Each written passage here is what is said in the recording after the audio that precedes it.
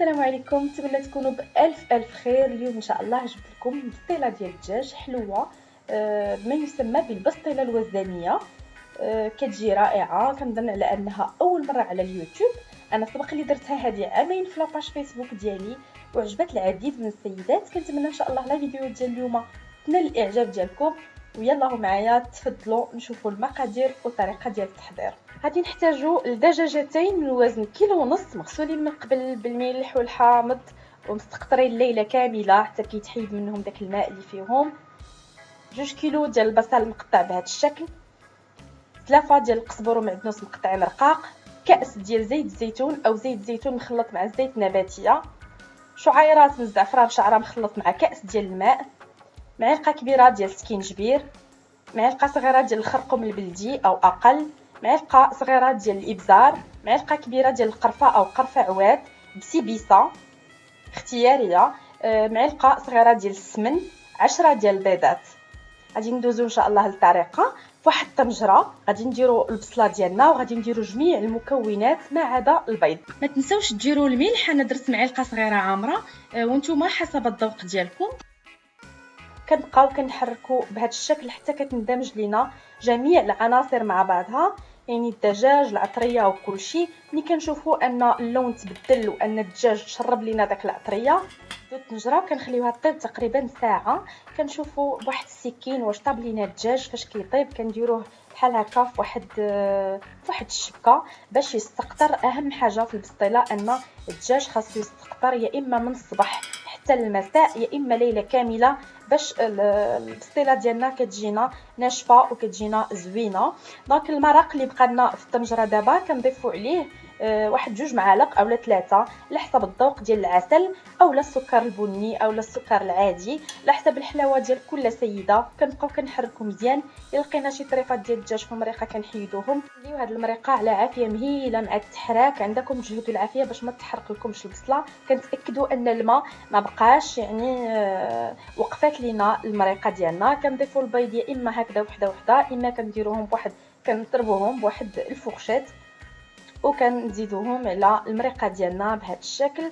كنبقاو كنحركو حتى كنتاكدوا ان البيض دخل لينا في هذاك المرق تماما وتشكل لينا دار لينا واحد الطريفات. تما كنعرفوا ان صافي البيض ديالنا وجد بهذا الشكل، يعني المرقه ما بقاتش نهائيا في القاع ديال الطنجره. دونك كنقطعوا هاد البيض اللي مع المريقه وكنديروه حتى هو في واحد المصفات ولا في واحد الشبكه يستقطر لينا في نفس الوقت اللي استقطر لينا الدجاج ديالنا. ملي كدوز نص نهار او ليله كامله كيف ما كتشوفوا الدجاج ديالي اولا البيض ديالي مستقطر مزيان. ها هو اللي دام اللي كيخرج منه بهذا الشكل. دونك هنا غنحتاجوا ل 500 غرام ديال اللوز مسلوق محمر في الفران اولا مقلي بدا مذوبه، معلقه كبيره ديال البخاليني اختياريه غنخليها لكم في صندوق الوصف، 2 معالق ديال ماء الزهر، 4 معالق ديال المسكه الحره مخلطه مع الفاني مدقوقين، معلقه كبيره ديال القرفه والسكر حسب الذوق 50 غرام حتى ل 100 غرام. وهذا الدجاج ديالي اللي مستقطر مزيان. غنبدا على بركه الله. غادي نحاول نفتت داك الدجاج نهائيا ونحاول نحيد جميع العظومه، يعني جميع العظام اللي كيكونوا متواجدين في الدجاج ديالنا باش ما يضيعوا ليناش البسطيله وباش ما يلقاهم حتى شي حد. نكملوا بنفس العمليه حتى غادي نساليو الدجاج كله اللي باقي لينا.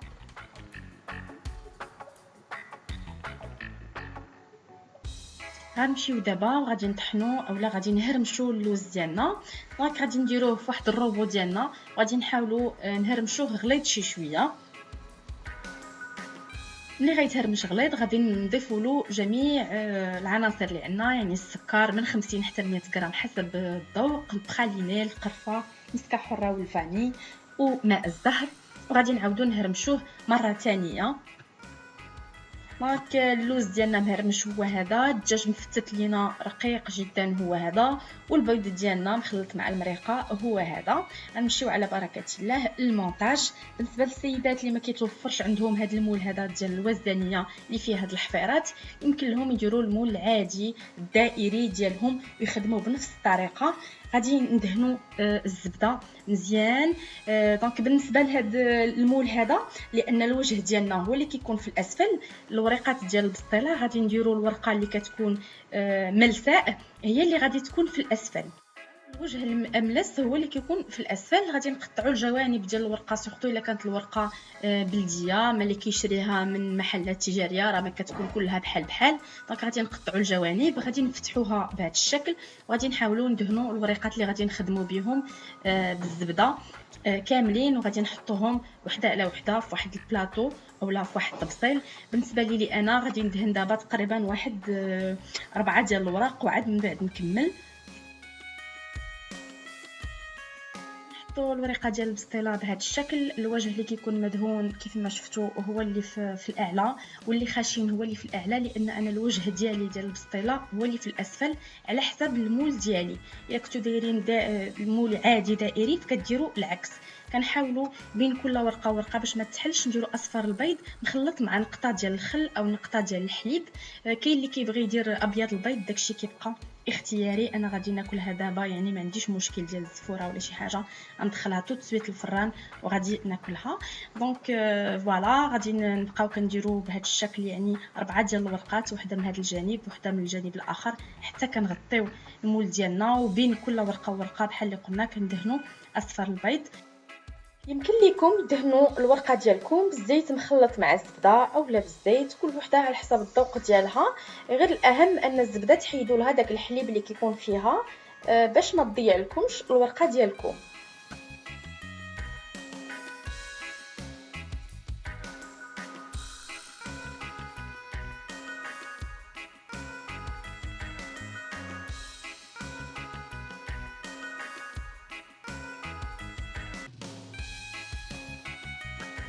ندهنوا شويه بالزبده ونحاولوا نثبتوا داك الحفيرات مزيان وحنا كنجبدوا في الورقه باش ما تحلش لينا وتقطع، باش يبانوا لنا داك الحفيرات. من بعد نديروا ورقه اخرى باش ما تقطعناش ويجينا الشكل ديال دوك الحفيرات جميل.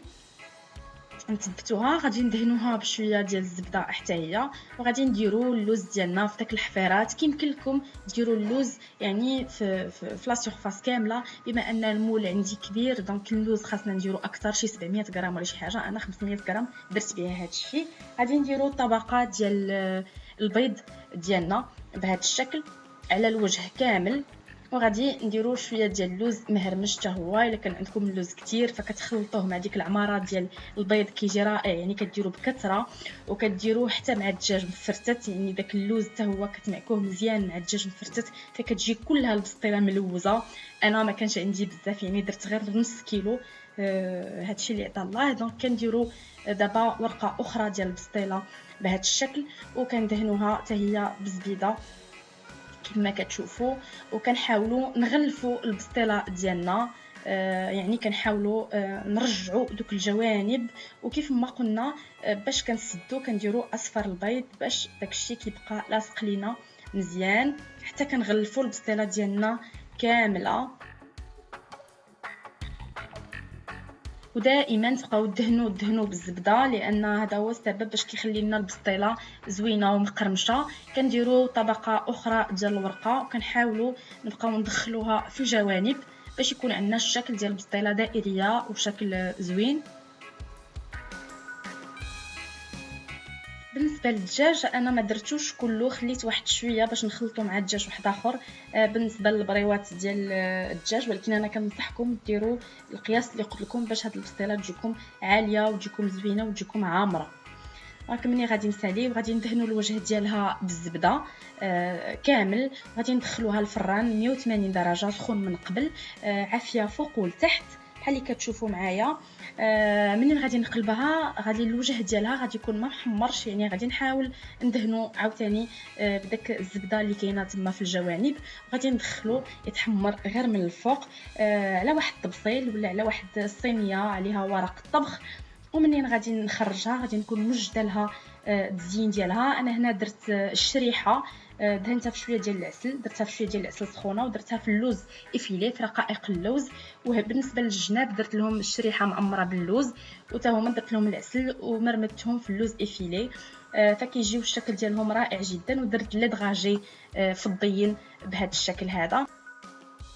الى عجبتكم الفيديو ديال اليوم ما تنساوش ديروا جيم وتابوناو معايا في لاشين وتبارطاجيوها مع احبابكم وصحابكم، والى الفيديو اللاحق ان شاء الله.